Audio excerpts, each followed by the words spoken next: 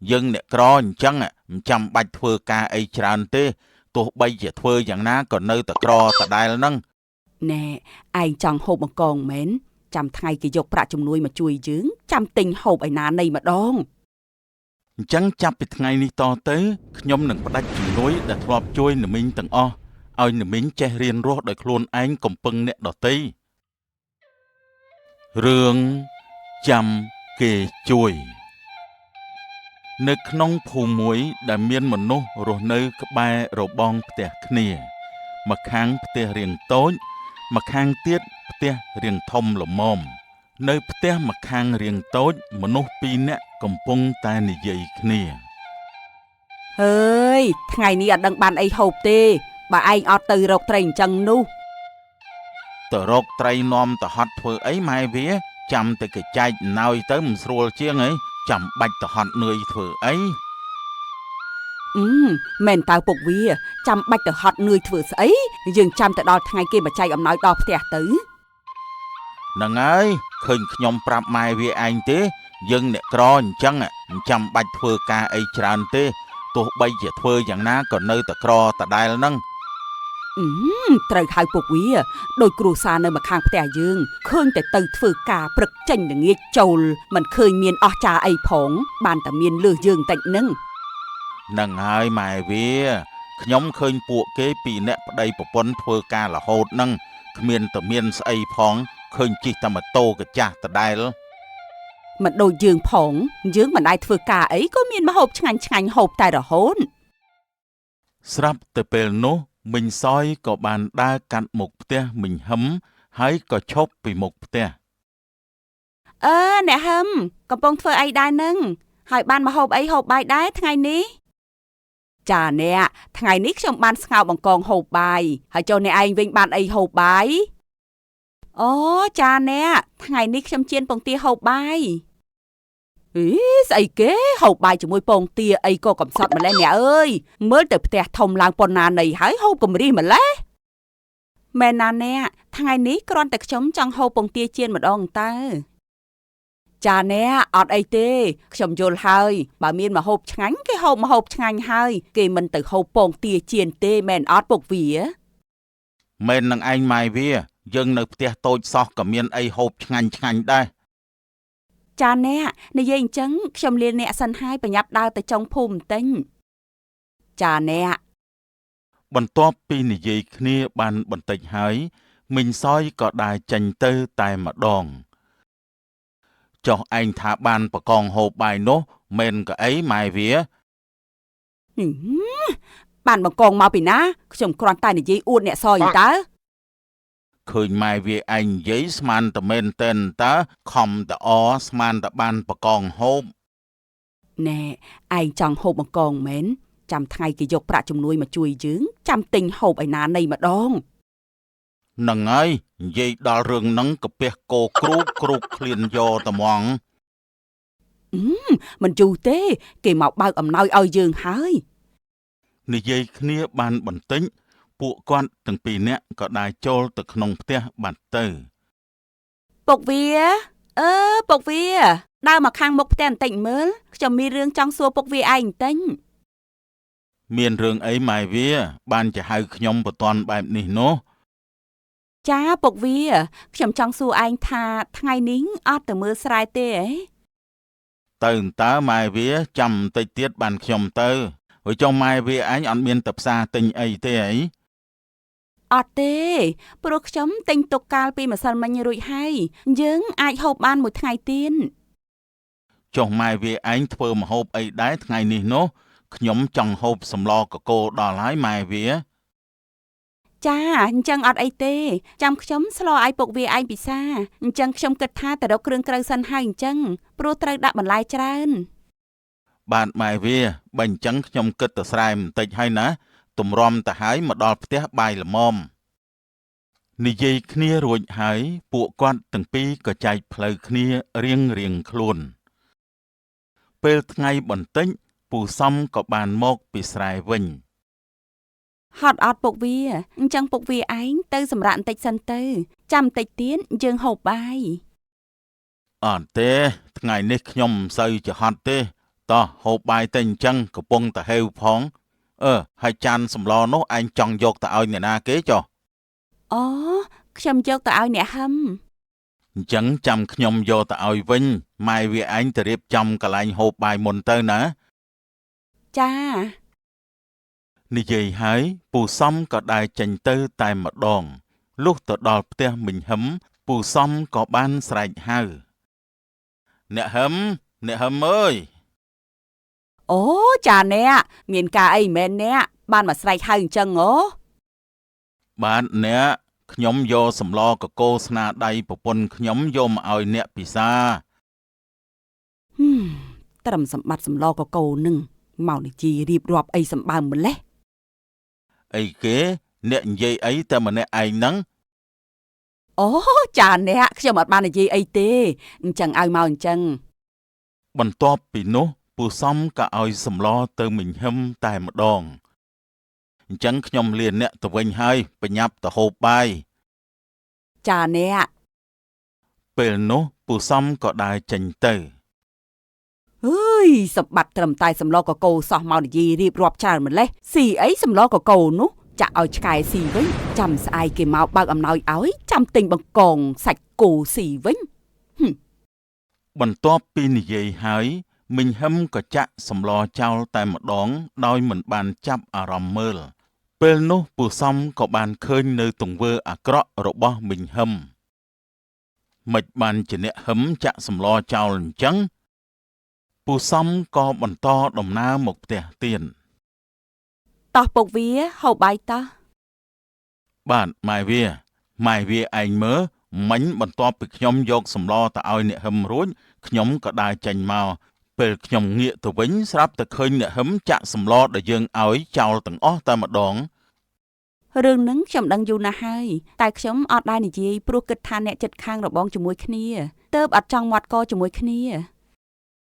ចុះមិនក៏ឯងប្រាប់ខ្ញុំផង មិនត្រឹមតែប៉ុណ្្នឹងទេពេលខ្លាំងគាត់ស្រែកជេរមន់យើងដែលចូលផ្ទះគាត់ទៀតផងណាស្រែកជេរតែគាត់ដៀលយើងដែលជាម្ចាស់ទៀតផង ហើយអ្នកចិត្តខាងនឹងគ្នាបើមិនចេះសម្របសម្រួលគ្នាទេមិនរស់នៅជាមួយគ្នាបានសុខអញ្ចឹងម៉ែវាឯងធ្វើធម្មតាទៅណាកុំគិតច្រើនអី ខ្ញុំអត់ដែរគិតអញ្ចឹងទេពុកវាអញ្ចឹងកុំគិតច្រើនអីតោះញ៉ាំបាយទៅពុកវា បាទម៉ែវាស្អែកឡើងមានឡានទំនើបមួយគ្រឿងបានមកឈប់នៅពីមុខផ្ទះមិញហឹមសួស្ដីលោកពូនៅមីងថ្ងៃនេះខ្ញុំបានយកអំណោយយកមកជូនដល់ពូមីងទៀតហើយ អូយចាអរគុណខ្លាំងណាស់លោកអ្នកមានគុណ បាទមិនអីទេនៅមីងអ្វីដែលខ្ញុំអាចជួយបានខ្ញុំនឹងជួយហើយ ចាអរគុណច្រើនហើយលោកក្មួយ ចុះលោកពូនៅមីងឥឡូវសុខសប្បាយដែរអត់សុខភាពយ៉ាងម៉េចដែរមានឈឺថ្កាត់អីដែរអត់ ចាលោកក្មួយខ្ញុំទាំងពីរនាក់ប្តីប្រពន្ធមិនសូវសុខសប្បាយទេព្រោះមានជំងឺក្នុងខ្លួនហើយអត់មានលុយទៅពេទ្យទៀត បាទលោកក្មួយដូចប្រពន្ធរបស់ខ្ញុំនិយាយអញ្ចឹងឯងណាលោកក្មួយបាទបើអញ្ចឹងខ្ញុំបន្ថែមលុយនៅក្នុងជំនួយទៀតដើម្បីឲ្យអ្នកទាំងពីរទៅមើលជំងឺ ចាអរគុណច្រើនណាស់លោកក្មួយដែលបានផ្ដល់ជំនួយមកកាន់អ្នកដែលខ្វះខាតដូចជាមីងហើយនឹងពូ អូមិនអីទេណាមីងសំខាន់អ្នកទាំងពីរតស៊ូបន្តទៅទៀតចាំខ្ញុំផ្ដល់ឲ្យគ្រាប់ពូជមួយចំនួនទៅអ្នកទាំងពីរដើម្បីយកទៅបង្កើនទិន្នផលសម្រាប់ប្រើប្រាស់ ចាលោកក្មួយមីងពិតជាអរគុណខ្លាំងណាស់ដែលបានផ្ដល់ជំនួយដល់មីងពូរាល់ខែ មិនអីទេសំខាន់ពូនឹងមីងកុំយកលុយដែលជាជំនួយទៅប្រើប្រាស់ខុសហើយកុំយកលុយទៅលេងល្បែងស៊ីសងទៅគឺបានហើយ អូមីងមិនមែនជាអ្នកចេះលេងល្បែងអីទេមីងតែងតែយកលុយទៅប្រើប្រាស់ដែលមានប្រយោជន៍សម្រាប់គ្រួសារតែប៉ុណ្្នឹងឯង បាទណាមីងព្រោះខ្ញុំជាម្ចាស់ជំនួយក៏មិនមែនជាអ្នកមានអីដែរគឺខ្ញុំរកលុយធ្វើការដោយពិបាកដូចតែគ្នានឹងគ្រាន់តែខ្ញុំចង់ជួយអ្នកដែលខ្វះខាតមួយចំនួនដែលលំបាកខ្លាំង ចាលោកក្មួយជួយចំមនុស្សហើយមីងនឹងពូពិតជាលំបាកណាស់ក្មួយរកតែមកហូបពេលញ៉ាំបាយក៏គ្មានផងពេលខ្លះហូបបាយជាមួយអំបិល អូបាញ់ចឹងខ្ញុំចង់ជួយមីងណា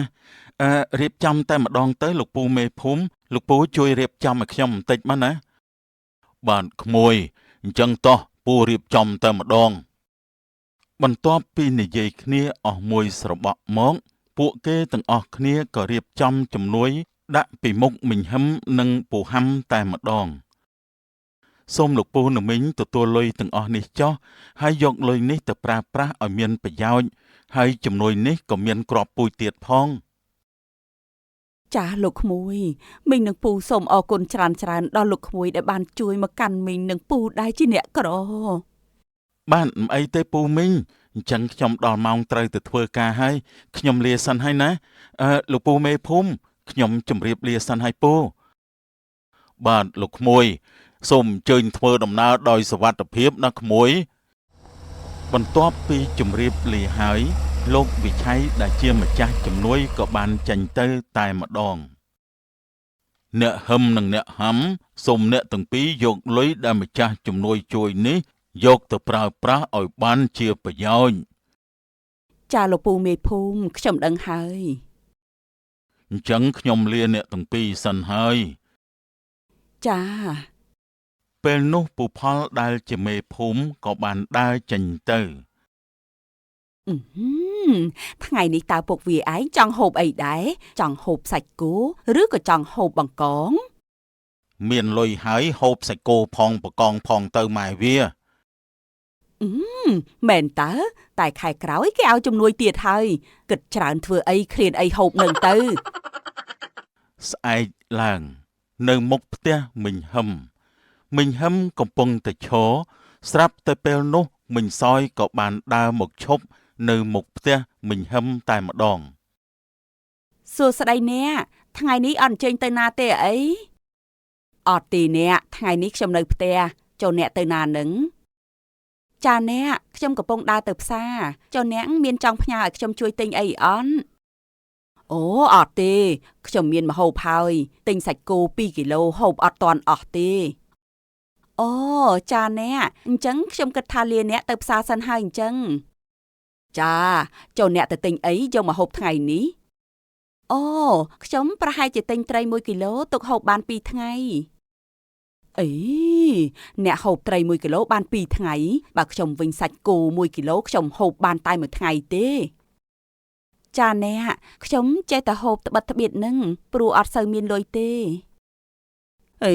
ស្អីគេអ្នកខ្ញុំឃើញអ្នកធ្វើការទាំងប្តីប្រពន្ធហើយនៅអត់មានលុយទៀនបើខ្ញុំមិនអាចធ្វើអីផងក៏មានអីហូបស្ទើរតែមិនអស់ផងចាអ្នកអញ្ចឹងខ្ញុំជម្រាបលាអ្នកទៅផ្សារសិនហើយចាអ្នកទៅសិនទៅអញ្ចឹងនៅតាមផ្លូវមានបុរស2នាក់កំពុងឈរនិយាយគ្នាទៅណាមកណាដែរលោកប្អូនបានជាមកដល់ទីនេះនោះអូលបងខ្ញុំទៅមើលស្រែនឹងកើតភូមិយើងនេះបន្តិចព្រោះត្រូវបញ្ចូលទឹកដាក់ស្រែនឹងណាលបង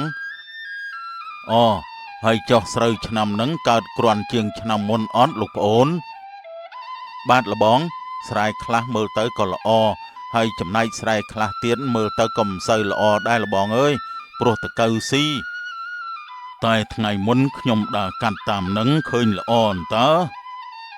បាទលបងស្រែខ្ញុំរៀងល្អគួរសមមកពីខ្ញុំដើរមើលសឹងតរាល់ថ្ងៃហ្នឹងណាលបង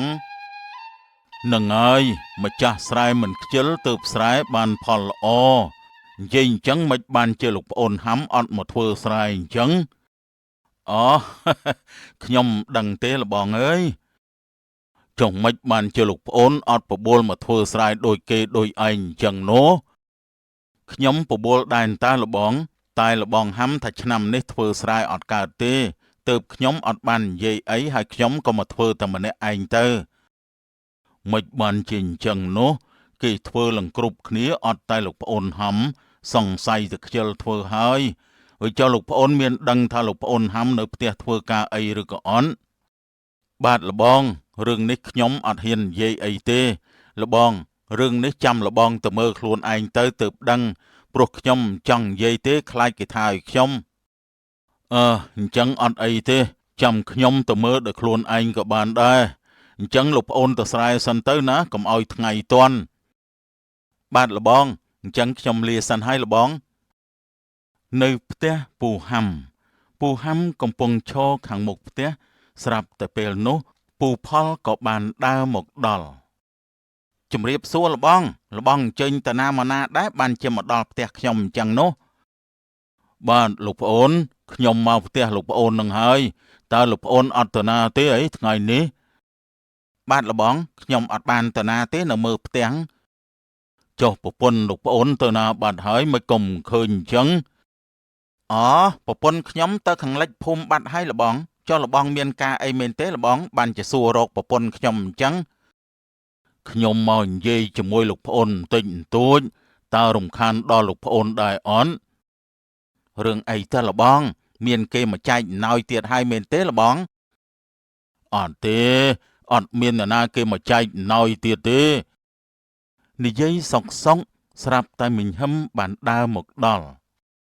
អូសួស្ដីលោកបងមកដល់ផ្ទះខ្ញុំមានការអីដែរឬក៏មានគេមកចែកអំណោយមែនអត់ទេគ្មាននរណាគេមកចែកអំណោយទៀតទេខ្ញុំមួយថ្ងៃនេះចង់មកសួរថាតើលោកប្អូនអត់ធ្វើស្រែនឹងគេទេអីព្រោះរដូវនេះគេធ្វើស្រែឡើងចិត្តស្រូវផើមអស់ទៅហើយខ្ញុំអត់ធ្វើដោយសារតែអត់មានគ្រាប់ពូជដើម្បីធ្វើចុះកាលដែលលោកវិឆ័យផ្ដល់គ្រាប់ពូជឲ្យកាលពីថ្ងៃចែកអំណោយនោះមិនក៏មិនយកទៅធ្វើគ្រាប់ពូជទាំងអស់ហ្នឹងខ្ញុំទុងស្រាប់តែត្រូវក្មេងៗក្នុងភូមិយកទៅលេងបាត់អស់ហើយមែនតាលបងខ្ញុំស្ដាយណាស់លបងអើយកុំមកនិយាយដោះសារអីខ្ញុំដឹងហើយតែប្តីប្រពន្ធលោកប្អូនឯងនេះគឺខ្ជិលនឹងធ្វើការណាស់ចាំតែជំនួយគេទេ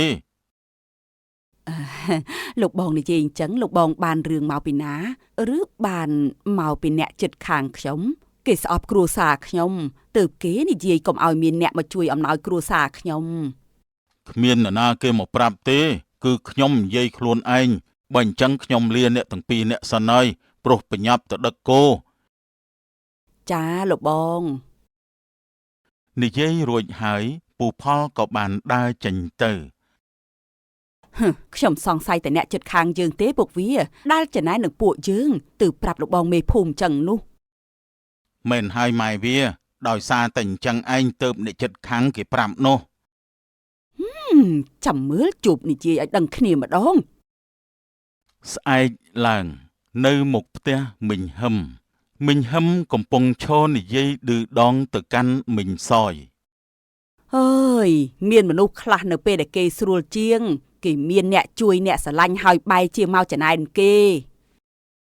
ចុះអ្នកហឹមកាត់អីហ្នឹងបានមកនិយាយម្នាក់ឯងអញ្ចឹងនោះដូចជាអត់មានអ្នកណាទេនៅទីនេះឬមួយក៏អ្នកហឹមនិយាយមកខ្ញុំសួស្ដីអ្នកមានរឿងអីមែនបានជាអ្នកនិយាយម្នាក់ឯងអញ្ចឹងនោះគ្មានស្អីទេខ្ញុំនិយាយពីមនុស្សខ្លះដែលស្អប់គេហើយមកនិយាយពីក្រោយខ្នងគេថាគេជាមនុស្សមិនល្អមានរឿងអីទៅអ្នកខ្ញុំដូចជាអត់យល់សោះអ្នកអាចនិយាយឲ្យច្បាស់ជាងនេះបានអត់អត់មានរឿងអីទេអ្នកធ្វើអីគឺអ្នកដឹងខ្លួនហើយមិនចាំបាច់អ្នកណាមកនិយាយប្រាប់ទេអញ្ចឹងខ្ញុំលាសិនហើយអញ្ចឹងពេលនោះមិញហឹមក៏បានដើរចេញទៅហើយមិញសយក៏ឆ្ងល់តែម្នាក់ឯងមិនក៏អ្នកហឹមគាត់មកនិយាយអញ្ចឹងជាមួយខ្ញុំតើគាត់កើតអីទៅនៅក្នុងផ្ទះមិញសយនិងពូសំកំពុងតែនិយាយគ្នាពុកវាកាលពីម្សិលមិញខ្ញុំនៅនឹងផ្ទះយើងស្រាប់តែពេលនោះអ្នកហឹមបានមកនិយាយមកកាន់ខ្ញុំថាយើងចំណែននឹងគ្រួសារគាត់មែនតែខ្ញុំអត់ដឹងអីសោះហើយអត់បាននិយាយអីទេមិនបានជាគាត់មកនិយាយអញ្ចឹងទៅវិញគាត់មានរឿងអីខឹងនឹងអ្នកណាទេដឹងបានជាមកនិយាយដាក់ម៉ែវាឯងអញ្ចឹងនោះខ្ញុំក៏អត់ដឹងដែរពុកវាដឹងគាត់មានរឿងអីទេបានគាត់មកនិយាយអញ្ចឹងនោះប្រហែលលោកមេភូមិនិយាយដឹងថ្ងៃមុនខ្ញុំទៅស្រែបានជួបនឹងលោកមេភូមិហើយលោកមេភូមិបានសួរខ្ញុំថាម៉េចបានជាលបងហាំអត់ទៅធ្វើស្រែដូចគេដូចឯងហើយខ្ញុំបានប្រាប់ថាប្រហែលជាគាត់អត់ចង់ធ្វើទេទើបមេភូមិបានមកនិយាយជាមួយនឹងលបងហាំនិងអ្នកហឹមអញ្ចឹងហើយក៏ធ្វើឲ្យគាត់ខឹងនឹងយើងអញ្ចឹងទៅ អញ្ចឹងតើបានជាគាត់មកនិយាយឌឺដងដាក់ខ្ញុំប្រហែលគាត់គិតថាពុកវាឯងអ្នកនិយាយទេដឹង សង្ស័យតែអញ្ចឹងឯងបានជាគាត់ខឹងពួកយើងទាំងពីរនាក់នោះ ខ្ញុំមិនដែលទៅចង់ឆ្លោះជាមួយអ្នកចិត្តខាងទេតែគាត់តែងជាឲ្យជាចំនួននឹងគ្នា មិនបាច់និយាយអីទេម៉ែវាអើយគាត់និយាយអីឲ្យគាត់និយាយទៅពេលគាត់និយាយចង់ឆ្លោះយើងដើរចេញទៅក៏ចប់បាត់ទៅហើយ ចាពុកវាខ្ញុំអញ្ចឹងរហូតតើពេលខ្លាំងក៏ដើរចេញ បើអញ្ចឹងខ្ញុំរកទៅមើលស្រែបន្តិចសិនហើយម៉ែវា ចាពុកវា នៅតាមផ្លូវមានមនុស្សពីរនាក់កំពុងតែឈរនិយាយគ្នាជំរាបសួរលោកពូមេភូមិតើលោកពូសុខសប្បាយដែរទេបាទលោកក្មួយសុខសប្បាយជាទេអូយចុះលោកក្មួយវិញនោះបាទលោកពូខ្ញុំសុខសប្បាយជាទេចុះប្រហែលថ្ងៃនេះលោកពូរវល់អត់សូវរវល់ទេក្មួយអូយចុះក្មួយថ្ងៃនេះមានការអីបានជាមកដល់ភូមិនេះឬក៏ក្មួយយកអំណោយយកមកចែកជូនដល់លោកប្អូនហាំនិងប្អូនហ៊ឹមមែនបាទលោកពូកាលពីថ្ងៃមុនក៏ថាអត់ស្រួលខ្លួនហើយឮថាមានជំងឺទើបខ្ញុំចង់យកថវិកាបន្ថែមយកមកជូនពួកគាត់ទេពូដូចជាអត់ដឹងទេតាប្អូនហាំនិងប្អូនហ៊ឹមមានជំងឺនោះតែពូសង្កេតមើលទៅអ្នកទាំងពីរនោះគឺខ្ជិលណាស់អត់ដែលធ្វើអីទេការងារអីក៏មិនដែលធ្វើដែរតើលោកពូនិយាយនេះជាការពិតមែនទេឬក៏គាត់ឈឺអីដឹងបានជាគាត់អត់ទៅធ្វើការអីនោះរឿងហ្នឹងពូមិនដឹងទេតែពូនិយាយអ្វីដែលពូបានមើលឃើញប៉ុណ្ណោះអូនោះលោកប្អូនសំមកដល់ហើយបើលោកក្មួយមិនជឿទេអាចសួរលោកប្អូនសំបានតើស្រាប់តែពេលនោះពូសំក៏បានដើរមកឈរនៅកន្លែងអ្នកទាំងពីរតែម្ដងសួស្ដីលោកមេភូមិសួស្ដីលោកប្អូនបាទសួស្ដីលោកប្អូនសំតើលោកប្អូនអញ្ជើញទៅណាមកណាដែរនឹងបាទលបងខ្ញុំកំពុងតែថាទៅមើលស្រែបន្តិចហ្នឹងណាអូបើអញ្ចឹងកុំតន់ទៅអី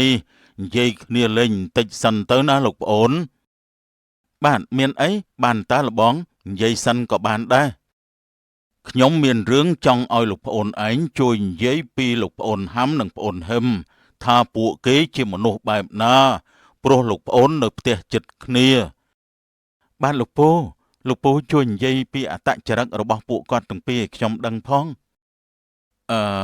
ខ្ញុំដូចជាមិនហ៊ាននិយាយទេព្រោះថ្ងៃមុនគាត់ស្ដីឲ្យប្រពន្ធខ្ញុំថាកុំចេះដឹងរឿងគាត់មិនអីទេលោកពូខ្ញុំមិនប្រាប់គាត់ថាលោកពូជាអ្នកប្រាប់ទេបាទអញ្ចឹងខ្ញុំនិយាយហើយពួកគាត់ទាំងពីរនាក់តែងតែសើចចំអកដល់គ្រួសារខ្ញុំរហូតព្រោះគាត់និយាយថាគ្រួសារខ្ញុំគ្មានអ្នកជំនួយដោយគ្រួសារគាត់ទេហើយមានរឿងអីទៀតទេលោកពូប្រាប់ខ្ញុំឲ្យអស់មកលោកពូហើយគាត់មិនសូវជាធ្វើអីទេគាត់នៅតែផ្ទះហ្នឹងការងារអីក៏គាត់មិនដែលធ្វើដែរថ្ងៃមុនខ្ញុំបបួលគាត់ទៅធ្វើសំណង់តែមួយថ្ងៃទេគាត់ថាគាត់ខ្លាចហត់នេះខ្ញុំនិយាយការពិតណាខ្ញុំអត់ចេះនិយាយកុហកអីទេដល់អញ្ចឹងទៅខ្ញុំខកចិត្តណាស់ដែលផ្ដល់ជំនួយជួយមនុស្សខុសគិតតែចង់ជួយមនុស្សឲ្យធ្វើជាមនុស្សល្អតែបែរជាធ្វើឲ្យមនុស្សខ្ជិលទៅវិញមិនអីទេលោកក្មួយទៅផ្ដាច់ជំនួយទៅធ្វើឲ្យគេចេះធ្វើការដោយខ្លួនទីពឹងខ្លួនកុំពឹងពាក់អ្នកដទៃទៀតបាទលោកពូអញ្ចឹងថ្ងៃនេះខ្ញុំទៅបញ្ជាក់ជាមួយគាត់ឲ្យច្បាស់តែម្ដងខ្ញុំក៏មិនស្រួលដែរលោកពូខ្ញុំធ្វើការស្ទើរតែអត់បានដេកគ្រប់គ្រាន់ទៀតផងអញ្ចឹងខ្ញុំសូមជម្រាបលាលបងមេភូមិនិងលោកក្មួយសិនហើយនៅផ្ទះមីងហឹមនិងពូហាំពួកគាត់ទាំងពីរនាក់កំពុងតែឈរនិយាយគ្នាណែថ្ងៃនេះគួរហូបម្ហូបអ្វីពុកវាព្រោះយើងសល់លុយច្រើនដែរតើខ្ញុំចង់ហូបមឹកអីម្ដងគិតមិនដែរម៉ែវាចុះមានអីពុកវាហូបបានតើអញ្ចឹងចាំល្ងាចខ្ញុំទៅទិញអញ្ចឹងឥឡូវយើងហូបសាច់គោដែលនៅសល់ពីម្សិលមិញសិនទៅតែហូបសាច់គោយូរទៅដូចមានអារម្មណ៍ថាទលាន់ណាស់ទ្រាំហូបសិនទៅពុកវាចាំល្ងាចចាំទៅទិញមឹកហូបម្ដងបន្ទាប់ពីនិយាយគ្នាចប់ហើយស្រាប់តែមានឡានមួយគ្រឿងបានបើកមកឈប់នៅនឹងមុខផ្ទះអ្នកទាំងពីរអូនោះលោកក្មួយឆៃមកលេងយើងដឹងឥ សួស្តីលោកក្មួយតើលោកក្មួយអញ្ជើញមកមានការអីមែនឬក៏មកផ្ដល់អំណោយឲ្យមីងទៀន អត់ទេណាមីងខ្ញុំមកថ្ងៃនេះគឺចង់មកសួរណាមីងថាតើណាមីងអត់ទៅណាទេហី ចាលោកក្មួយមីងអត់បានទៅណាទេព្រោះមីងអត់សូវស្រួលខ្លួន ចុះលោកពូនិងណាមីងរាល់ថ្ងៃអត់មានធ្វើការងារអីទេហ៎បានជានៅតែផ្ទះបែបនេះ មីងនឹងពូទៅរកការងារហើយតែអត់មានអ្នកទទួលទេលោកក្មួយអើយ រឿងហ្នឹងខ្លាចតែលោកពូនិងណាមីងទេដែលមិនចង់ទៅរកការងារធ្វើនោះខ្ញុំខំតែអាណិតអាសូរដល់អ្នកទាំងពីរហើយខំផ្ដល់ជំនួយជារៀងរាល់ខែតែអ្នកទាំងពីរបានចាត់ឲ្យអាងតែមានអ្នកជួយទើបអត់ប្រឹងរកការងារធ្វើ អូមិនមែនណាក្មួយមីងរកដែរតើតែគេមិនឲ្យធ្វើ អញ្ចឹងចាប់ពីថ្ងៃនេះតទៅខ្ញុំនឹងផ្ដាច់ជំនួយដែលធ្លាប់ជួយណាមីងទាំងអស់ឲ្យណាមីងចេះរៀនរស់ដោយខ្លួនឯងកុំពឹងអ្នកដទៃ អូកុំផ្ដាច់ជំនួយអីលោកក្មួយមីងគ្មានទីពឹងទេ បន្ទាប់ពីនិយាយចំលោកវិឆ័យក៏បានធ្វើដំណើរចេញទៅតែម្ដង អើយចាប់ហើយប្តីប្រពន្ធយើងគេផ្ដាច់ជំនួយបាត់ទៅហើយតើយើងមានអីដើម្បីហូបទៅមកពីពុកវាឯងអត់ទៅរកការងារធ្វើ គឺមកពីយើងទាំងពីរនាក់នេះឯងដែលមិនខំរកការងារធ្វើហើយចាំតែជំនួយរបស់គេចុងក្រោយក៏ត្រូវចាប់ទាំងអស់ អើយខ្ញុំដឹងខ្លួនខុសហើយពុកវាឥឡូវយើងមានតែខ្លួនទីពឹងខ្លួនហើយ បាទម៉ែវាអញ្ចឹងយើងមានតែខំរស់កំពឹងអ្នកដទៃទៀតនេះហើយជាលទ្ធផលសម្រាប់មនុស្សខ្ជិលដូចជាពួកយើងនោះបន្ទាប់ពីនិយាយចប់ហើយពួកគាត់ទាំងពីរនាក់ក៏ដឹងខ្លួនថាខុសហើយលុបលាងកំហុសវិញដោយការតស៊ូទាំងពីរនាក់ប្តីប្រពន្ធដោយមិនពឹងពាក់អ្នកដទៃតម្លៃអប់រំរឿងនេះគឺចង់បញ្ជាក់ពីការពឹងពាក់អ្នកដទៃមកជួយដោយមិនបានជួយខ្លួនឯងតែចុងក្រោយក៏ត្រូវបាត់បង់អ្វីៗទាំងអស់ស្រាប់តែពួកគេទាំងពីរនាក់ក៏បានឃើញកំណប់មែនប្រពន្ធសម្លាញ់នោះជាកំណប់មែនហើយអូនយើងមានហើយអូនសម្លាញ់ចុះទ្រព្យសម្បត្តិដែលនៅសល់យើងគួរធ្វើបែបណាដែរទៅ ចាបងយើងយកទៅធ្វើផ្ទះធំល្មមមួយទៅបងកុំឲ្យពេលភ្លៀងលិចលើលិចក្រោម ថ្ងៃនេះខ្ញុំនិងប្រពន្ធខ្ញុំបានយកសំណែនយមសែនជូនម្ចាស់កំណប់ហើយនិងម្ចាស់ព្រៃប្រឹក្សាផងដែរសូមអ្នកទាំងអស់គ្នាទទួលយកដោយសប្បាយរីករាយផងចុះរឿងកំណប់អ្នកក្រនៅក្នុងភូមិមួយដែលមានមនុស្សរស់នៅច្រើនកុះករនៅផ្ទះដ៏កំសត់មួយមានមនុស្សពីរនាក់ប្តីប្រពន្ធដែលជាអ្នកក្ររកមួយថ្ងៃហូបមួយថ្ងៃ សួស្តីប្តីសម្លាញ់ថ្ងៃនេះតើបងទៅមើលស្រែដែរទេ បាទប្រពន្ធសម្លាញ់ថ្ងៃនេះក៏បងទៅមើលស្រែហើយក៏ឆ្លៀតទៅរកត្រីផង ចាបងអញ្ចឹងបងទៅដល់ថ្មណាដែរចាំអូនរៀបចំបាយទឹកជូន បងថាទៅបន្តិចទៀតអូនកុំអាលរៀបចំអីណាចាំបន្តិចទៀតចាំរៀបចំឲ្យបងណាអូនណា ចាបងអញ្ចឹងបងយើងជិតដល់ថ្ងៃដែលត្រូវសងលុយគេហើយតើយើងមានលុយមកពីណាដើម្បីសងគេទៅ កុំតន់ភ័យអីអូនចាំមើលបងទៅសុំគេបើកលុយមុននៅកន្លែងធ្វើការ អញ្ចឹងបងសុំគេបើកលុយសិនមកបងព្រោះមិនចង់ឲ្យគេមកស្ដីដល់មុខផ្ទះទេ បងដឹងហើយតែបើបងសុំបើកមុនអញ្ចឹងគឺមិនបានច្រើនទេមានតែសុំបើកពាក់កណ្ដាលឲ្យអូន មិនអីទេបងបានប៉ុណ្ណាយើងសងគេប៉ុណ្ណឹងសិនទៅបងព្រោះយើងគ្មានលុយទេ បងសុំទោសណាប្រពន្ធសម្លាញ់ដែលបងនាំអូនមករស់នៅដោយលំបាកបែបនេះ មិនអីទេបងអូនមិនអាចគិតថាលំបាកទេគឺមានតែសប្បាយចិត្តវិញព្រោះបានប្តីដ៏ល្អដូចជាបង បងអរគុណអូនច្រើនណាស់ដែលអូនទ្រាំវេទនាជាមួយបងសង្ឃឹមថាថ្ងៃណាមួយបងនឹងធ្វើឲ្យអូនរស់នៅដោយសប្បាយរីករាយជាងមុន ចុះរាល់ថ្ងៃហ្នឹងអូនមានពិបាកចិត្តណាបងរស់នៅជាមួយបងអូនមានសេចក្តីសុខណាស់បងមិនដែលធ្វើអីឲ្យអូនពិបាកចិត្តទេ តែអូនលំបាកណាស់ដោយមិនដែលមានពេលសប្បាយដូចជាគេហើយក៏គ្មានលុយចាយច្រើនដូចជាគេដែរ អូនមិនប្រាថ្នាអញ្ចឹងទេអ្វីដែលអូនប្រាថ្នា គឺការរស់នៅដែលមានសុភមង្គលប៉ុណ្ណឹងបានហើយបងសំឡាញ់ បានប្រពន្ធសម្លាញ់បងនឹងមើលថែអូនមិនឲ្យអូនពិបាកចិត្តទេឥឡូវនេះបងទៅស្រែសិនហើយណាអូនសម្លាញ់ អញ្ចឹងអូនទៅរៀបចំបាយទឹកសិនហើយណាបង បានអូនសម្លាញ់បន្ទាប់ពីនិយាយហើយនាងនេះក៏ដើរទៅរៀបចំបាយទឹកឲ្យប្តីតែម្ដងនៅផ្ទះមួយដ៏ធំល្មមមានមនុស្សពីរនាក់កំពុងតែឈរនិយាយគ្នានៅខាងមុខផ្ទះ ពុកវាថ្ងៃនេះអត់ទៅណាទេហ៎ ទៅតើម៉ែវាតោះថ្ងៃបន្តិចបានទៅហើយចុងម៉ែវាឯងអត់មានទៅណាទេអី ទៅតើថាទៅទាលុយនាងនេះនៅឯចុងភូមិនោះចុះពុកវាឯងទំនេរអនមិនម៉ាទៅជាមួយខ្ញុំ បាទម៉ែវាឯងទៅចោះអញ្ចឹង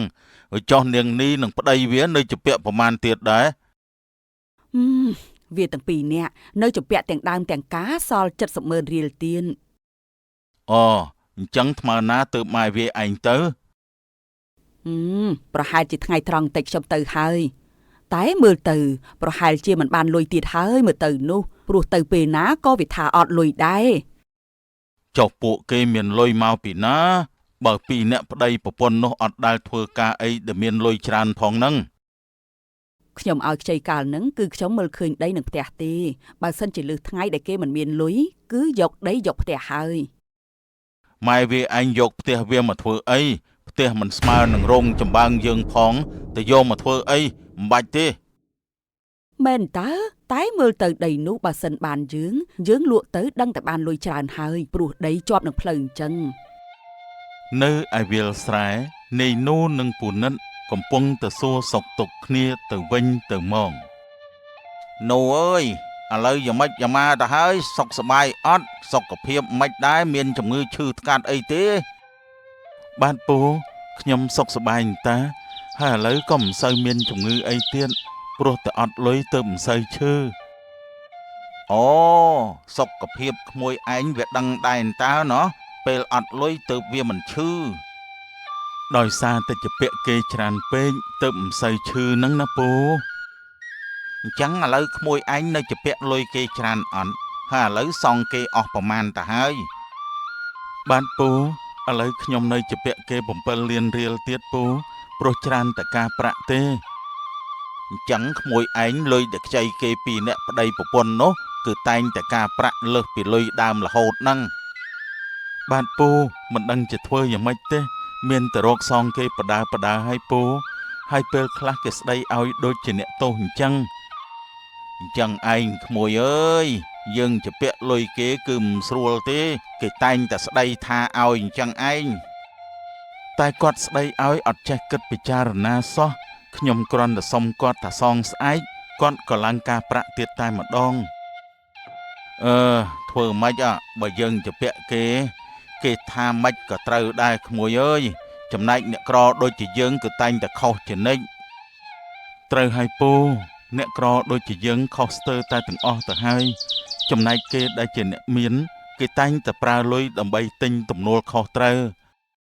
អញ្ចឹងបានថានឹងណាក្មួយមកពីអញ្ចឹងឯងបានជាពូមិនដែលជាពាក់អ្នកណាគេព្រោះខ្លាចគេមើលងាយខ្ញុំកាលហ្នឹងព្រោះតែត្រូវការលុយជាខ្លាំងទៅខ្ចីលុយគាត់ទាំងមិនទាន់ហើយឃើញគាត់យកការប្រាក់រៀងធូរដែរតែយូរទៅគាត់កាន់តឡើងការប្រាក់រហូតនឹងឯងក្មួយលុយមិនទាន់គេចង់បានការប្រាក់ប្រមាណក៏បានដែរនិយាយអញ្ចឹងពូគិតលាក្មួយទៅផ្ទះសិនហើយណាក្មួយបានអញ្ចឹងចុះពូនិយាយរួចហើយពូនិតក៏បានដើរចេញទៅតែម្ដងនៅផ្ទះនាងនេះមានមនុស្ស3នាក់កំពុងតែឈរនិយាយគ្នាមិនហើយនេះលុយមីងបានសងថ្ងៃនេះអត់មើលទៅនោះចាមីងខ្ញុំថាសងថ្ងៃនេះឯងតែប្តីខ្ញុំអត់ទាន់ទៅយកនៅកន្លែងធ្វើការទេសូមមីងអធិស្ឋានឲ្យខ្ញុំមួយថ្ងៃទៀតផងមកអ្នកមីងលោកពូអីអញអធិស្ឋានឲ្យស្ទើរតែរាល់ខែហើយឥឡូវចង់ឲ្យអញអធិស្ឋានទៀតមែនហ៎អធិស្ឋានតែមួយថ្ងៃទៀតតើមីងមានយូរណាតែមួយថ្ងៃតែប្តីខ្ញុំមកបានលុយខ្ញុំយកទៅឲ្យភ្លាមតែម្ដងហើយមីង អញមិនចង់ឮពាក្យថាស្អែកឬខានស្អែកទេគឺអញយកថ្ងៃនេះឯងបើមិនបានថ្ងៃនេះនឹងរឹបអូសដីផ្ទះនឹងឯងហើយកុំធ្វើដូច្នេះអីអ្នកមីងបើខ្ញុំមានខ្ញុំយកទៅឲ្យដល់ផ្ទះហើយមីងអញមិនចង់និយាយដដែលទេឆាប់យកលុយមកសងអញភ្លាមមកនិយាយគ្នាបានយូរបន្តិចនាយនោះក៏បានដើរមកដល់នោះប្តីនឹងឯងកំពុងតែមកហើយអញ្ចឹងឲ្យវាយកលុយមកសងមកបងណាលុយដែលខ្ញុំប្រាប់ឲ្យទៅយកមកសងគេនោះបងបានអូនបងទៅយកមកហើយតែគេឲ្យតែពាក់កណ្ដាលទេអូនអើយយើងឲ្យលុយទៅគាត់មិនគ្រប់ទៅអញ្ចឹងមីងខ្ញុំមានតែពាក់កណ្ដាលទេចាំប្តីខ្ញុំយកបានទៀនចាំខ្ញុំយកទៅឲ្យបន្ថែមទៀនស្អីគេហ៎វាថាប្តីវាទៅរកលុយយកមកសងអញហើយអញខំនៅចាំស្មានតែបានលុយទាំងអស់បែរជាវាឲ្យតែពាក់កណ្ដាលខ្ញុំសុំទោសផងអ្នកមីងព្រោះលុយខ្ញុំមានតែប៉ុណ្្នឹងទេសូមអ្នកមីងយកសិនទៅចាំពេលល្ងាចអីបើប្តីខ្ញុំទៅយកបានចាំខ្ញុំយកទៅឲ្យដល់ផ្ទះអញឮវានិយាយអញស្មានតែបានលុយទាំងអស់អន្តើតែវាមកឲ្យតែពាក់កណ្ដាលល្ងាចតែមិនឃើញយកទៅឲ្យអញដឹងតែមានរឿងធំហើយវើយចាអ្នកមីងល្ងាចខ្ញុំនឹងយកទៅឲ្យដល់ផ្ទះតែម្ដងអញចាំមើលថានាងឯងយកទៅមែនអត់តែអញប្រាប់ឲ្យហើយបើលុយមិនបានថ្ងៃនេះអញយកការប្រាក់គុណនឹង5ហើយបន្ទាប់ពីនិយាយជាមួយពីរនាក់ប្តីប្រពន្ធហើយមីងភាក៏ដើរចេញទៅបងតើពេលល្ងាចអីលុយអាចបានអត់បងព្រោះយើងមិនចង់ត្រូវមាត់មីងភាទៀតទេបងបានហើយអូនល្ងាចហ្នឹងដឹងតែបានហើយឲ្យបងសុំទោសផងណាដែលនាំអូនមកលំបាកវេទនាបែបនេះមិនអីទេបងយើងមានតែតស៊ូទៀតទៅបងព្រោះយើងជាអ្នកក្រអញ្ចឹងនោះ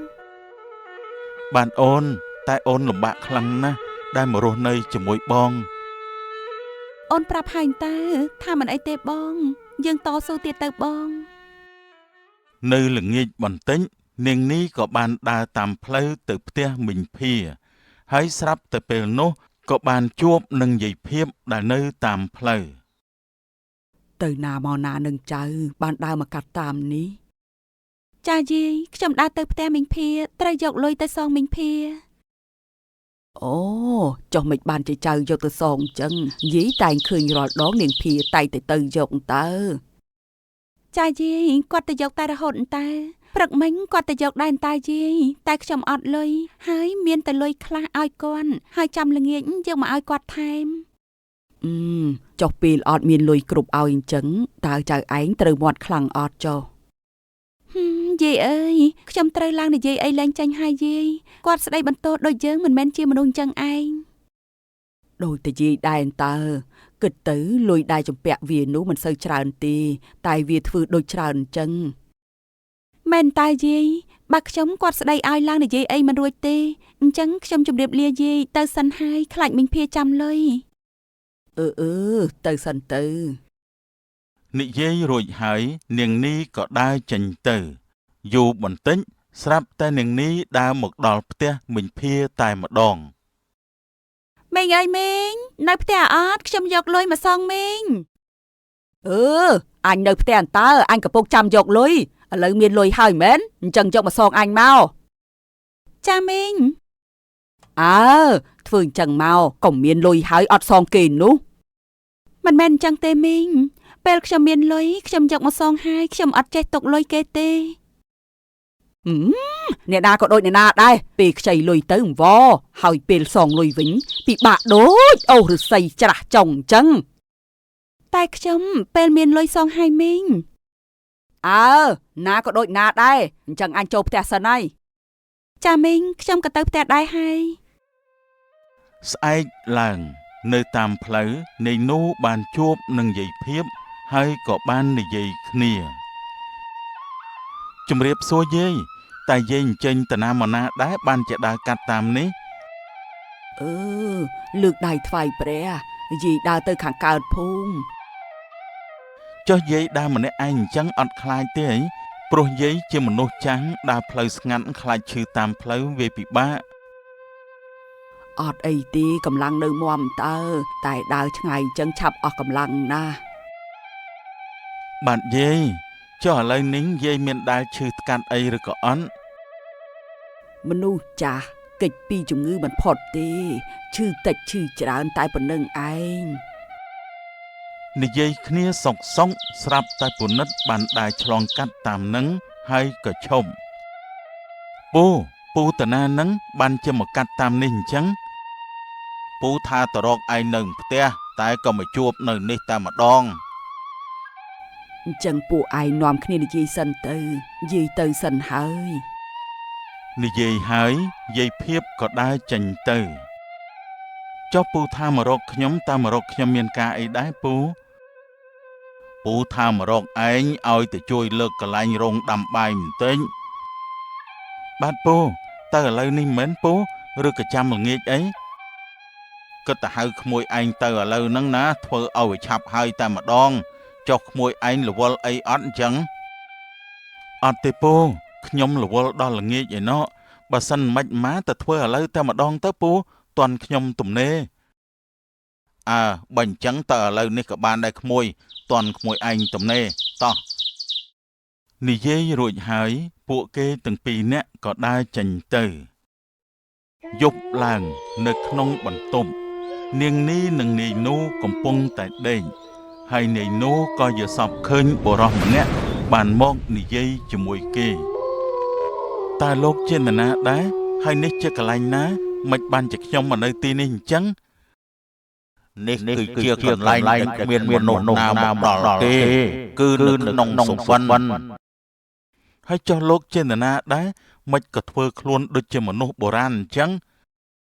ខ្ញុំគឺជាខ្មោចបុរាណដែលមើលថែរក្សាកំណប់នៅក្រោមដីដើមឈើធំមួយ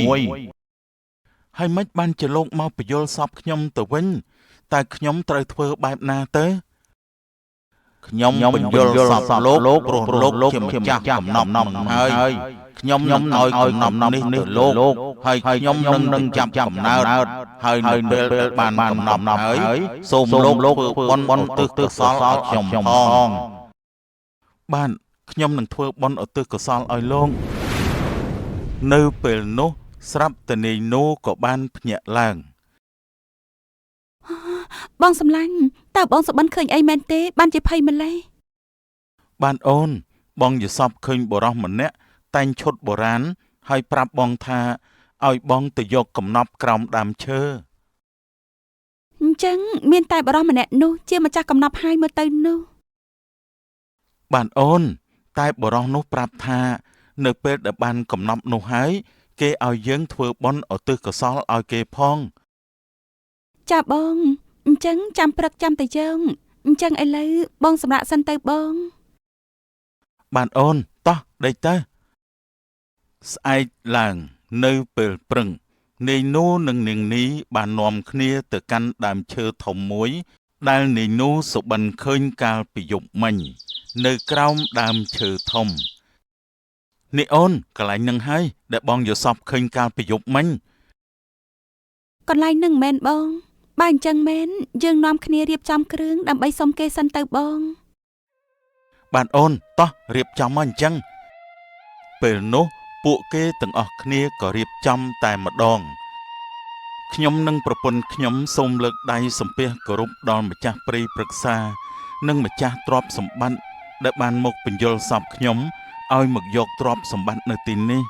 បើសិនជាម្ចាស់ទ្រព្យសម្បត្តិបានលឺហើយសូមជួយឲ្យខ្ញុំជីកទៅឃើញផងទៅចុះនៅពេលនោះ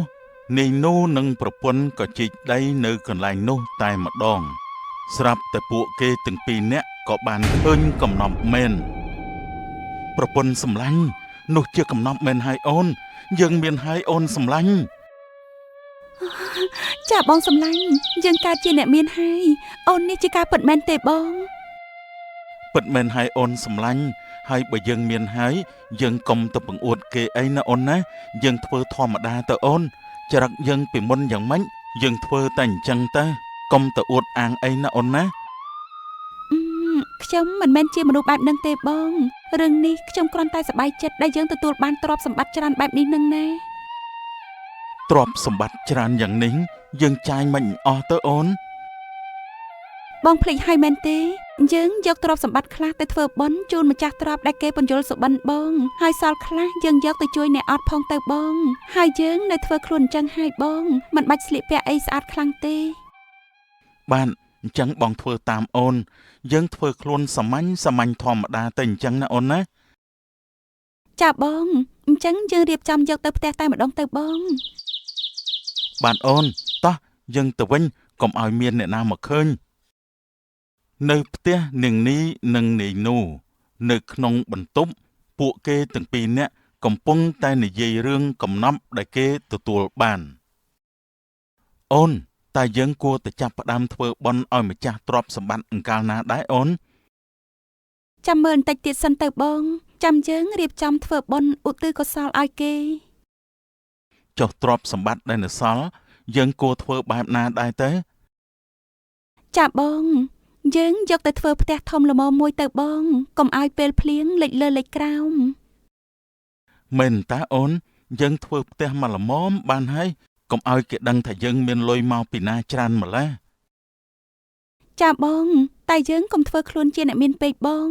យើងធ្វើខ្លួនដោយកាលយើងនៅក្រទៅបងកុំឲ្យគេថាពេលក្រល្អពេលមានលេងចរឹងនឹងហើយអូនអញ្ចឹងបងធ្វើតាមអូនហើយណាហើយយើងយកទ្រព្យសម្បត្តិខ្លះទៅជួយអ្នកដែលខ្វះខាតផងទៅបងបានអូនបងក៏គិតអញ្ចឹងដែរអ្វីដែលយើងជួយបានយើងគួរទៅជួយទៅអូន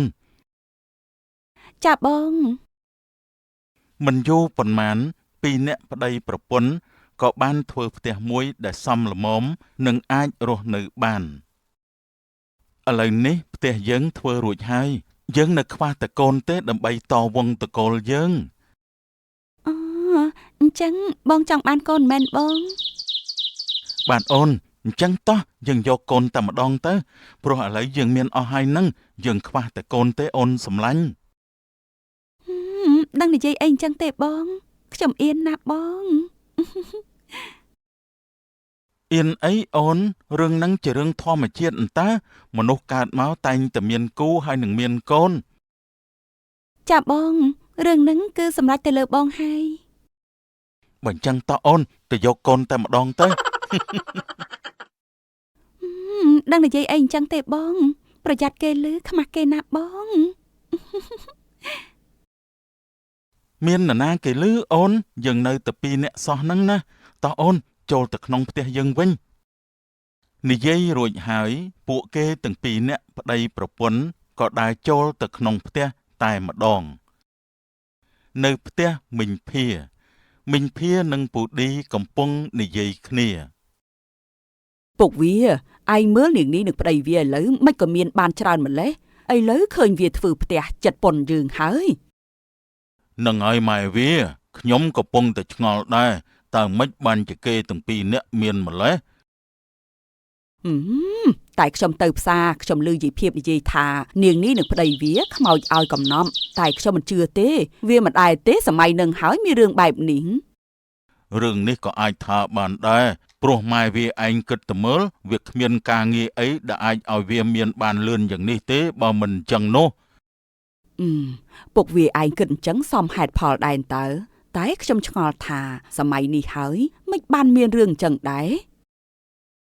រឿងនេះវាកើតចេញពីផលគេហើយគេមានផលសំណាងទើបគេទទួលបានបែបនេះអូអញ្ចឹងយើងគួរធ្វើម៉េចទៅបើយើងធ្លាប់និយាយអត់ល្អទៅពួកគេទាំងពីរនាក់នោះយើងនាំគ្នានិយាយល្អដាក់ពួកគេទាំងពីរនាក់វិញទៅអូមែនតើពុកវាអញ្ចឹងយើងនិយាយឲ្យផ្អែមដាក់វាទៅហើយលុយដែលវាជំពាក់យើងនឹងបានការប្រាក់កាន់តែច្រើន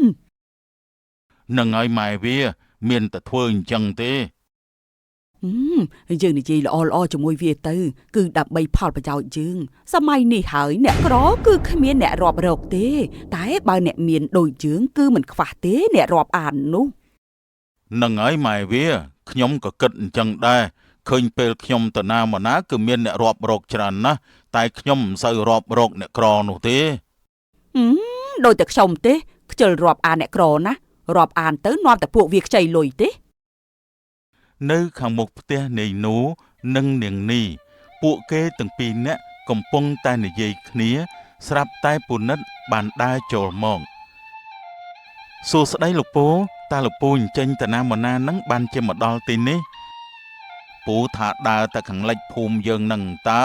តែពេលដើរកាត់មុខផ្ទះឯងក៏ឈៀងចូលមកនិយាយលេងបន្តិចទៅបាទពូមានអីចូលមកហូបទឹកហូបអីសិនក៏បានដែរ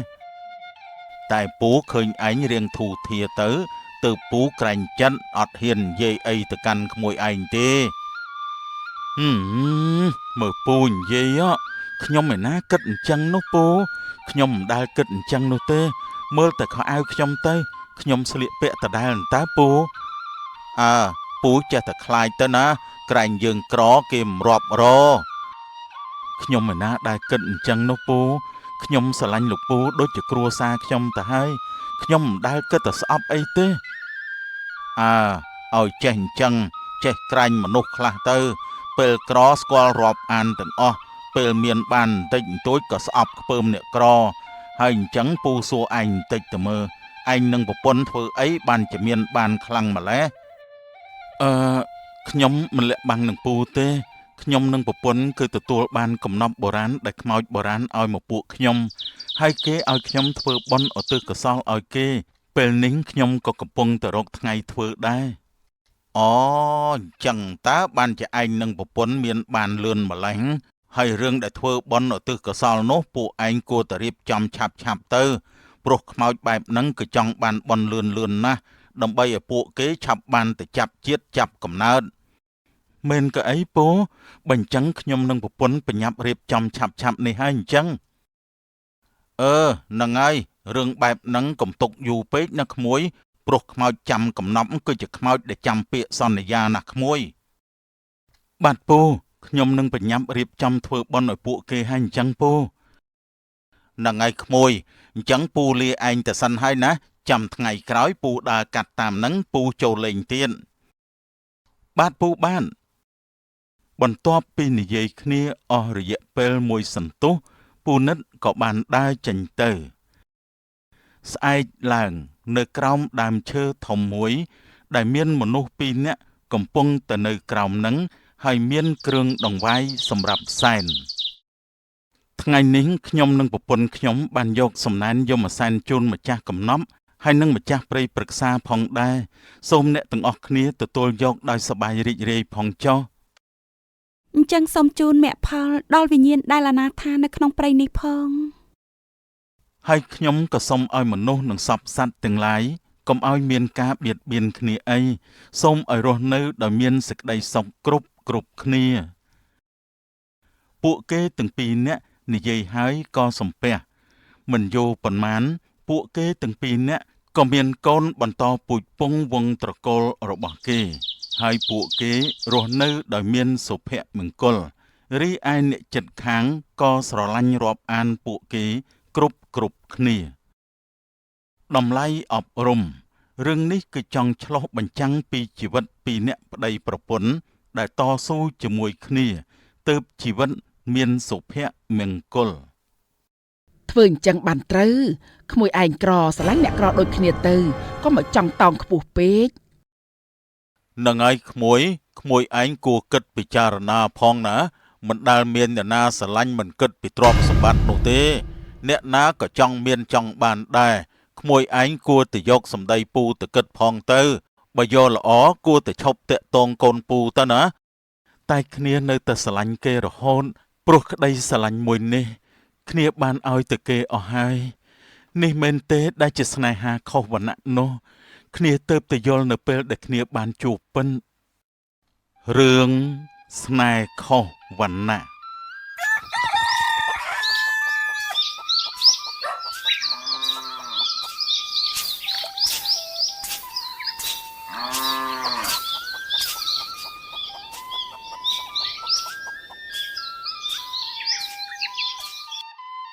នៅក្នុងភូមិមួយដែលមានមនុស្សរស់នៅរីករាយនៅក្នុងផ្ទះមួយដែលមានមនុស្ស3នាក់កំពុងតែនិយាយគ្នាជំរាបសួរលោកពូថ្ងៃនេះលោកពូអត់អញ្ជើញតាណាទេហ៎ទៅតើក្មួយតោះថ្ងៃត្រង់បន្តិចទៀតបានពូទៅរួចចុះក្មួយឯងតាណាវិញដែរបានជាមកដល់ទីនេះនោះបាទពូ គឺខ្ញុំមកហៅអាកនទៅដើរលេងនៅកាតភូមិជាមួយខ្ញុំរួចចុះពួកឯងទៅធ្វើអីនៅនងបានជាឃើញបបួលគ្នាទៅនឹងតែរហូតនោះគឺទៅដើរលេងតាពូអត់បានទៅធ្វើអីទេបាទពងពួកខ្ញុំទៅដើរលេងតាទៅមើលវាលមើលកាលកុំឲ្យអបសុកពេកណាពងទៅឲ្យឆាប់មកវិញផងណាកុំនៅយូរពេកប្រយ័ត្នមានពួកស្ទាវវាយវើយបាទពងខ្ញុំនឹងអាក្រៃទៅតែមួយផ្លេតទេមកវិញឥឡូវហើយនាំគ្នាទៅចុះបាទពងខ្ញុំទៅសិនហើយលាសិនហើយណាពងនិយាយគ្នារួចហើយពួកគេក៏ចេញដំណើរទៅតែម្ដងនៅតាមផ្លូវមាននារី2នាក់កំពុងឈរនិយាយគ្នាលេងណែភួងអញឥឡូវមិនហើយសុខសប្បាយអត់ហើយសុខភាពមិនដែរមានឈឺអីអត់មិនសូវសុខសប្បាយទេមិត្តភក្តិអើយគ្នាឥឡូវគ្នាសុខភាពមិនសូវល្អទេចុះមិត្តភក្តិឯងមានទៅឲ្យពេទ្យមើលអត់ដើម្បីឲ្យពេទ្យពិនិត្យសុខភាពខ្លះទៅគ្នាទៅតែរហូតនឹងតែឈឺអត់បាត់សោះចាំមើលមួយខែ2ខែទៀតប្រហែលជាឯងនឹងជាឲ្យតែដឹងគ្នាជូនពរអញឆាប់ជាណាមិត្តភក្តិគ្នាអរគុណច្រើនហើយណាមិត្តភក្តិដែលលើកកម្លាំងចិត្តគ្នាមិត្តភក្តិណាគ្នាហើយអ្នកណាទុកចោលទៅនិយាយគ្នាបានយូរបន្តិចស្រាប់តែនាយកននិងនាយក្រៃបានដើរមកឈប់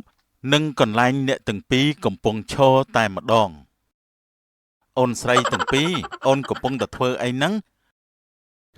ចាបងខ្ញុំកំពុងតែឈរនិយាយគ្នាលេងតើបងចុះបងជើញទៅណាមកណាដែរបានជាមកដល់ទីនេះបានអូនបងពីរនាក់មិត្តភក្តិបងគិតថាទៅដើរលេងចុងភូមិនេះបន្តិចចាបងអញ្ចឹងបងជើញទៅសិនទៅអញ្ចឹងអត់ទេមិនទាន់ទៅទេអូនបងសុំឈរនិយាយជាមួយអូនបន្តិចសិនណែនិយាយអញ្ចឹងអូនឯងនៅក្នុងភូមិនេះមែនទេចាបងខ្ញុំជាអ្នកនៅក្នុងភូមិនេះឯងចុះបងវិញអ្នកនៅទីណាដែរខ្ញុំមិនដែលធ្លាប់ឃើញសោះបានអូនបងអ្នកនៅភូមិខាងលិចហ្នឹងតា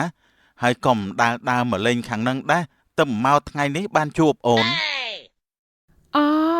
ខ្ញុំស្មានតែបងជាអ្នកមកពីចម្ងាយតាព្រោះអត់ដែលឃើញមុខអញ្ចឹងបងជម្រាបលាអូនទៅសិនហើយណាព្រោះបញ្ញាប់ដើរទៅចុងភូមិនោះបន្តិចអញ្ចឹងតើបងអាចសុំ Facebook អូនមួយបានទេដូចជាមាននិស្ស័យនឹងអូនណាចាបងអត់អីទេអញ្ចឹងបងយកទៅបន្ទាប់ពីនាយក្រៃនិយាយសុំ account Facebook នាងភួងរួចមកពេលនោះពួកគេទាំងពីរនាក់ក៏ឲ្យ account គ្នាទៅវិញទៅមកអរគុណច្រើនហើយណាអូនអញ្ចឹងបងលាសិនហើយណែចាំថ្ងៃក្រោយជួបគ្នាទៀតណាអូនបន្ទាប់ពីនិយាយគ្នាបានយូរបន្តិចអ្នកទាំងពីរក៏ដើរចេញទៅតែម្ដងអ្នកណាគេនឹងមិត្តភក្តិឯងស្គាល់គេមែនហ្នឹងគ្នាអត់មានស្គាល់ផងហ្នឹងសុកគេក៏មកនិយាយលេងជាមួយគ្នាចេះតែនិយាយតជាមួយគេទៅគ្នាស្មានតែស្គាល់គ្នាតាឃើញនិយាយអូនបងនឹងគ្នាហ្នឹងណាអត់ទេគ្នាអត់ស្គាល់ទេនិយាយអញ្ចឹងតោះយើងទៅផ្ទះវិញយើងមកដូចជារៀងយូរដែរហើយតើអញ្ចឹងយើងទៅតែម្ដងទៅខ្លាចមកគ្នាចាំមើលផ្លូវនៅផ្ទះមីងច័ន្ទនិងពូសនកំពុងឈរនិយាយគ្នានៅខាងមុខផ្ទះម៉ាក់វាបាត់កូនស្រីយើងតាណាហើយអត់ឃើញឡើងមកព្រឹកទៅហើយខ្ញុំមិនដឹងទេប៉ាវីខ្ញុំអត់ឃើញដែរនឹងអត់ដឹងថាកូនស្រីតាណាទេបាទខ្ញុំស្មានតម៉ាក់វាឯងដឹងតើចុះប៉ាវីឯងរកកូនស្រីធ្វើអីដែរអញ្ចឹងអត់ទេខ្ញុំគ្រាន់តែសួរតើនោះកូនស្រីយើងមកវិញហើយកូនស្រីមកពីណានឹងកូនម៉ាក់និងប៉ាចាំមើលផ្លូវកូនឡើងមកព្រឹកហើយចាំម៉ាក់ខ្ញុំមកពីឈមមើលវាលស្រែនៅខាងក្រៅផ្ទះពីអ្នកភួងនឹងណាម៉ាក់ម៉ាក់ស្មានតែទៅណាព្រោះបាត់កូនឡើងមកព្រឹកធំទៅហើយអត់ទេម៉ាក់ឈមមើលនៅនឹងបានយូរបន្តិចខ្ញុំនឹងភួងក៏មកផ្ទះវិញតែម្ដងទៅអញ្ចឹងកូនឯងនៅមើលផ្ទះផងណាម៉ាក់និងប៉ាចេញទៅក្រៅចាំម៉ាក់ធ្វើដំណើរដោយសុវត្ថិភាពណាម៉ាក់និយាយគ្នារួចហើយមីងច័ន្ទនិងពូសនក៏បើកឡានចេញទៅស្អែកឡើងនៅផ្ទះពូហួន ពូហួតនិងនីកនកំពុងនិយាយគ្នាថ្ងៃនេះកូនឯងអត់តាណាទេអីខ្ញុំមានតាណាពងថ្ងៃនេះខ្ញុំនៅផ្ទះអត់បានតាណាទេល្មមនៅផ្ទះខ្លួនឯងខ្លះទៅអញ្ចឹងឯងនៅផ្ទះពុកទៅក្រៅបន្តិចសិនណាបានពងខ្ញុំនៅមើលផ្ទះអន្តានិយាយហើយពូហួតក៏ដើរចេញទៅតែម្ដងហើយថ្ងៃនេះនៅផ្ទះម្នាក់ឯងអបសុកទៀតហើយមើលទៅអញ្ចឹងខលហៅអាក្រៃឲ្យមកនិយាយគ្នាលេងបន្តិចសិនបន្ទាប់ពីនិយាយហើយនាយកនក៏ខលហៅនាយក្រៃមកតែម្ដងហេឡូអាក្រៃហើយនៅណាហ្នឹងអាឡូអញនៅផ្ទះអន្តាហើយមានការអីមែនហើយមកលេងផ្ទះអញមកវិញនិយាយគ្នាលេងបន្តិចបន្តិចទៀតគ្នាទៅដល់ហើយអញ្ចឹងចាំបន្តិចណាបន្ទាប់ពីនិយាយទូរស័ព្ទជាមួយនាយក្រៃរួចហើយនាយកនក៏ដាក់ទូរស័ព្ទចុះអបសុកពេកហើយវាមកនិយាយគ្នាលេងកុំឲ្យនៅផ្ទះម្នាក់ឯងមិនយូរប៉ុន្មាននាយក្រៃក៏បានធ្វើដំណើរមកដល់ផ្ទះនាយកនអាកនហើយហៅគ្នាមកមានការអីមែនអត់មានអីទេគ្នាគ្រាន់តែហៅមកនិយាយគ្នាលេងតើណែចុះឯងនឹងអូនម្នាក់នោះដែលឯងសុំ Facebook ថ្ងៃមុននោះណាឯងញ៉ែបានហើយនៅ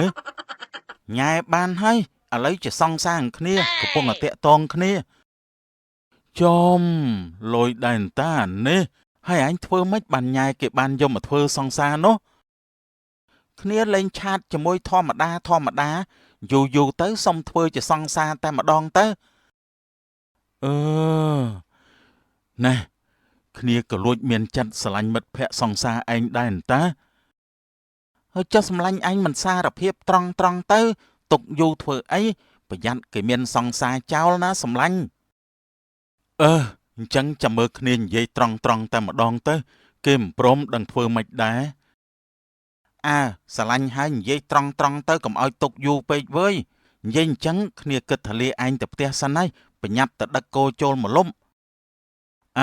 ញ្ចឹងសម្លាញ់ឯងទៅផ្ទះសិនទៅណាមិនយូរប៉ុន្មាននាយកននិងនាងផល្លាក៏បានស្រឡាញ់គ្នាហើយคล้ายជាសង្សារនឹងគ្នានៅវាលស្រែនាងផល្លានិងនាយកនកំពុងតែឈរនិយាយគ្នាសួស្ដីបងសប្បាយអត់បងបានសុខសប្បាយតាអូនរួចចុះអូនវិញសុខសប្បាយឬក៏អត់ចាបងអូនសុខសប្បាយតើបងអញ្ចឹងថ្ងៃនេះបងអត់តាណាទេអត់ទេថ្ងៃនេះបងទំនេរតាអូនបានជាបងបបួលអូនមកជួបគ្នាហ្នឹងណាចាបងខ្ញុំខ្លាចបងរវល់ពេលល្ងាចអីហ្នឹងណាអត់ទេអូនណែនិយាយអញ្ចឹងអូនញ៉ាំអីហើយនៅហ្នឹងនៅទេបងចាំទៅវិញចាំញ៉ាំចុះបងអញវិញញ៉ាំអីហើយនៅអញ្ចឹងនៅទេអូនបងមិនទាន់ញ៉ាំអីផងចុះដែលមកជួបគ្នានេះម៉ាក់អូនមានដឹងដែរឬក៏អត់គាត់អត់ដឹងទេបងព្រោះខ្ញុំមកម្នាក់ឯងគាត់អត់ដឹងទេសូម្បីតែភួងក៏អត់បានហៅមកផងហ្នឹងបាទអូនចុះដែលអូននិងបងស្រឡាញ់គ្នាអូនមានបានប្រាប់មិត្តភ័ក្តិអូនហើយនៅអូនអត់បានប្រាប់ផងបងតែមិត្តភ័ក្តិអូនគេដឹងហើយថាយើងស្រឡាញ់គ្នាដូចតែបងដែរនឹងអូនបងក៏អត់បានប្រាប់មិត្តភ័ក្តិបងដែរតែវាដឹងថាយើងស្រឡាញ់គ្នាហើយចាបងអញ្ចឹងកើតបានបងចូលទៅផ្ទះវិញអញ្ចឹងអូនត្រូវទៅឲ្យបងព្រោះខ្លាចម៉ាក់អូនចាំមើលផ្លូវបាទអូនតោះអញ្ចឹងបងក៏ត្រូវទៅផ្ទះវិញដែរតានិយាយគ្នាបានយូរបន្តិចពួកគេទាំងពីរនាក់ក៏ដើរចេញទៅតែម្ដងនៅឯផ្ទះមីងច័ន្ទនិងពូសនកំពុងឈរនិយាយគ្នានៅខាងមុខផ្ទះម៉ាក់វាកូនយើងឥឡូវមើលទៅដូចជាប្លែកយ៉ាងម៉េចមិនដឹងទេប្រហែលថ្ងៃនេះចាប៉ាវីខ្ញុំក៏គិតដូចប៉ាវីឯងដែរតើខ្ញុំចាំស្ដាប់រហូតនឹងកូនយើងនិយាយទូរស័ព្ទរាល់យប់អញ្ចឹងសង្ស័យតែកូនយើងគេមានសង្សារហើយដឹងបានជាគេប្លែកអញ្ចឹងនោះប្រហែលអញ្ចឹងហើយប៉ាវីហើយចុះថ្ងៃនេះប៉ាវីឯងដឹងថាកូនទៅណាទេនិយាយគ្នាបានមួយសន្ទុះស្រាប់តែពេលនោះនាងផល្លាក៏ដើរចូលមកកូនស្រីកូនទៅមកពីណានឹង ចាម៉ាក់ខ្ញុំទៅមកពីមើលវាស្រែមកខាងនៅផ្ទះយើងនឹងណាម៉ាក់ចុះកូនឯងទៅជាមួយអ្នកណាគេដែរអញ្ចឹងទៅជាមួយនាងភួងមែនទេអត់ទេម៉ាក់កូនទៅជាមួយអ្នកណាគេកូនប្រាប់ម៉ាក់ឲ្យត្រង់មកទៅជាមួយសង្សារមែនទេកូនប្រាប់មកមើល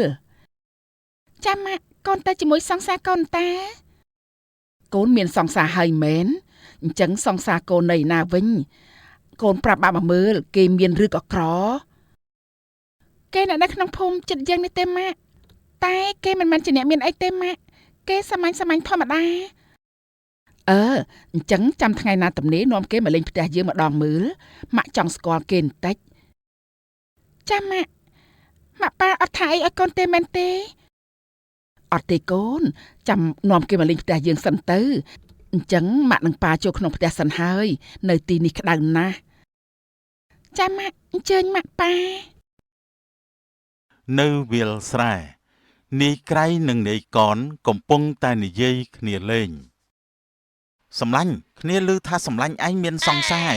ឯងញ៉ាយអូនផល្លាបានហើយមែនទេ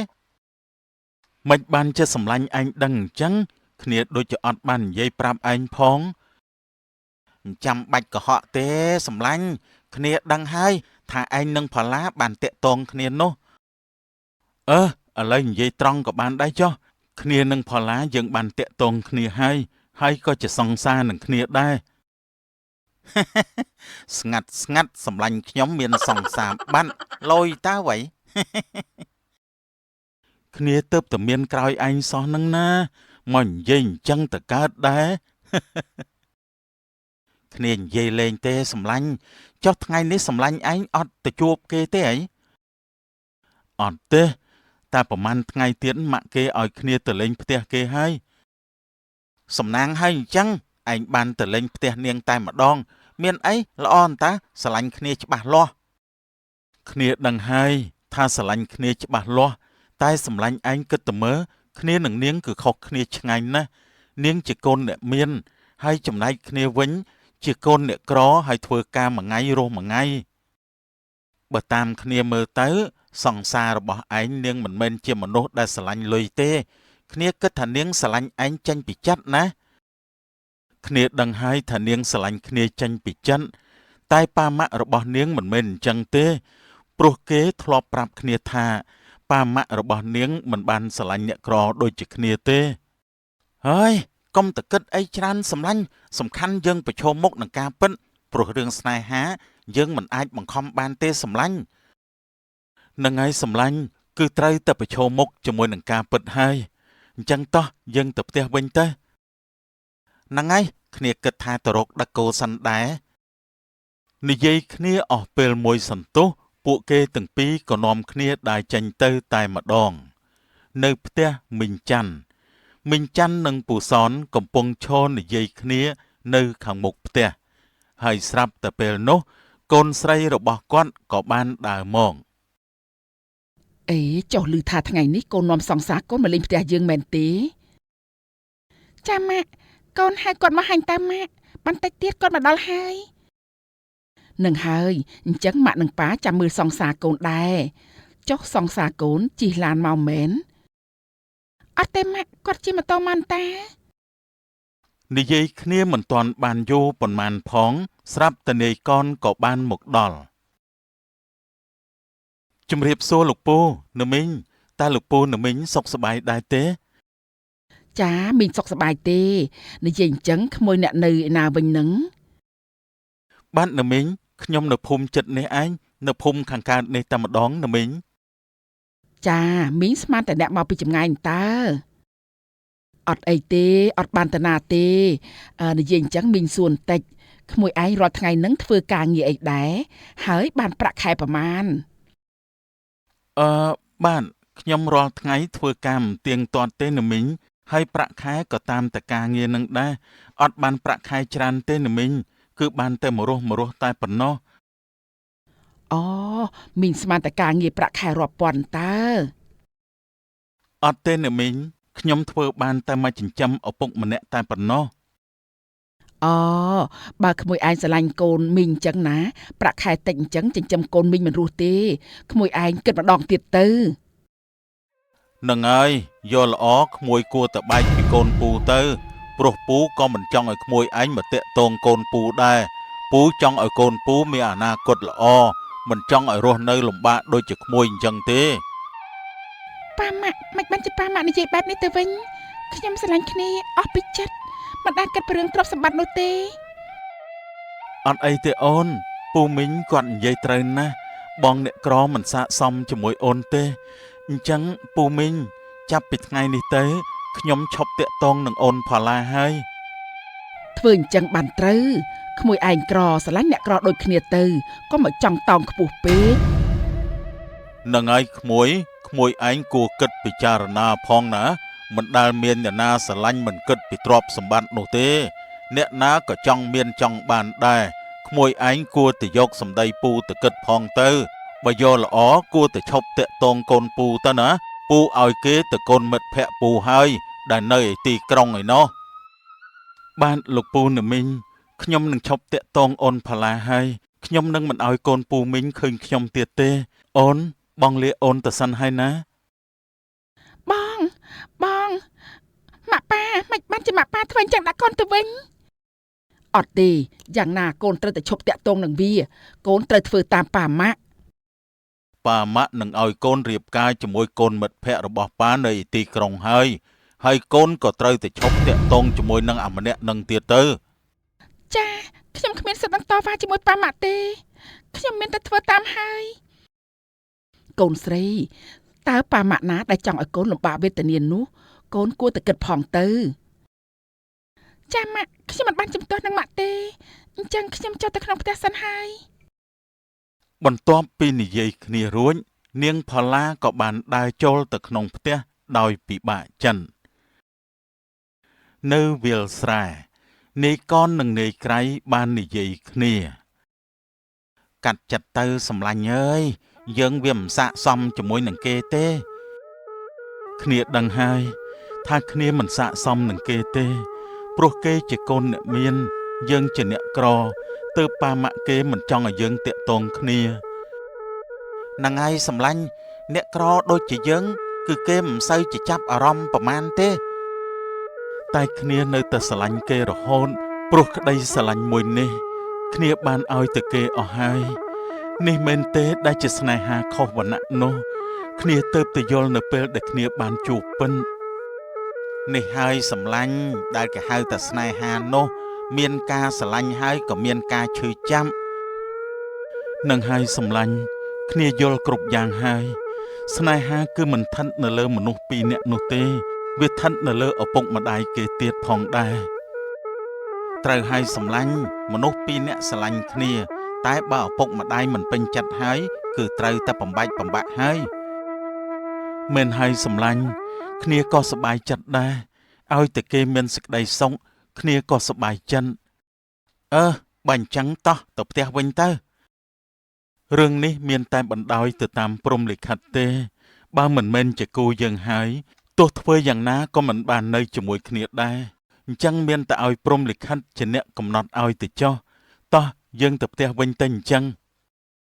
បន្ទាប់ពីនិយាយរឿងនៅក្នុងចិត្តជាមួយគ្នារួចហើយពួកគេទាំងពីរនាក់ក៏បានចាកចេញទៅចំណែកនាយកនក៏សម្រេចចិត្តថាបណ្ដោយទៅតាមព្រហ្មលិខិតព្រោះបើសិនជាគូមែនក៏មិនបែកគ្នាដែរ